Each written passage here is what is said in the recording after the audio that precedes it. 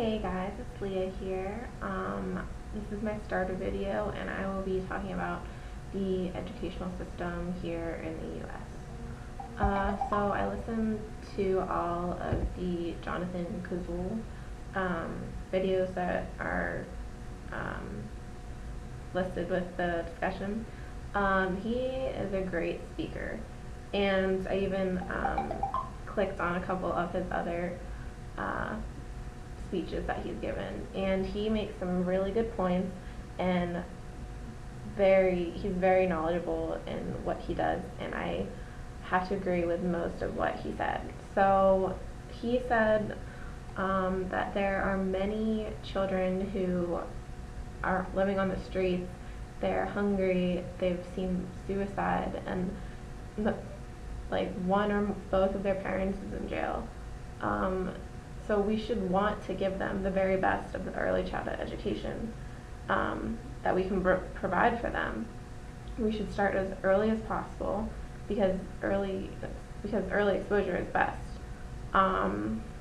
So we should do this because we have the funds, we have the money to do it, and it will help our society grow, and it will help the next generation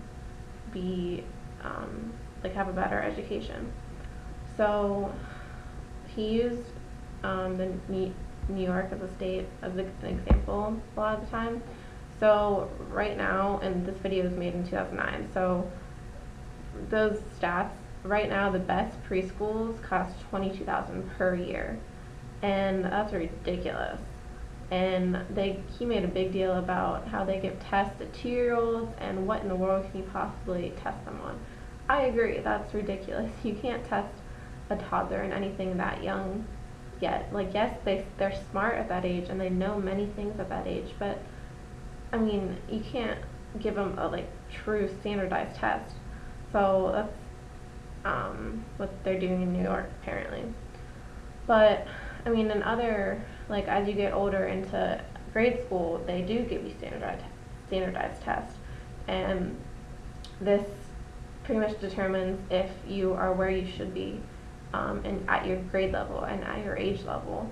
And then if sometimes you are held back, and then other times you're put into these special gifted programs. And in my opinion, this can make children feel like they're either above others, or they're either not as good as others.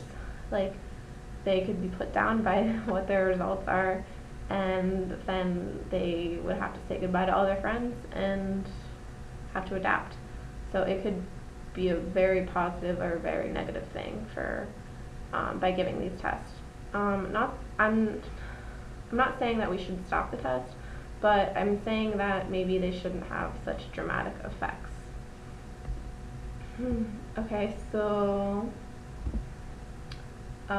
he made another statement: are all children really of equal value in America? And he said no, because we finance public education. It's dependent on federal, state, and local funds that each school district gets. So money buys the best personal attention that each child will get from a teacher who has the time and patience to listen to that child and help that child. And unfortunately, the higher paid, more experienced teachers tend to be in lower schools, low need schools, while less experienced teachers end up teaching in the higher need schools. So the lower experienced teachers have to deal with all kinds of different levels of different children, and they just don't know how to teach them. So I thought that was interesting. And then the quote he made: don't listen to anybody older who tells you to be patient about social justice issues. I thought that was a really great statement, just basically because he has no patience for social justice issues, even though he's fighting every day. He said patience belongs to those who are not in pain. Those who are in pain, it's an intolerable injustice to them, because someday isn't good enough. What about the children in today's society who are just getting into grade school and kindergarten. They're being wronged. They're being stolen of their early educational rights, and sometimes where they live, it doesn't help by what areas they live in. Just depends on who their teachers are and what school district they are in. So basically he was saying that we have to fight for what we want to put into our educational system in the US. If we want to change it, then we should make a movement to change it. And I agree. There's so many things that we could change. Like for instance, putting the correct amount of funds into the right schools.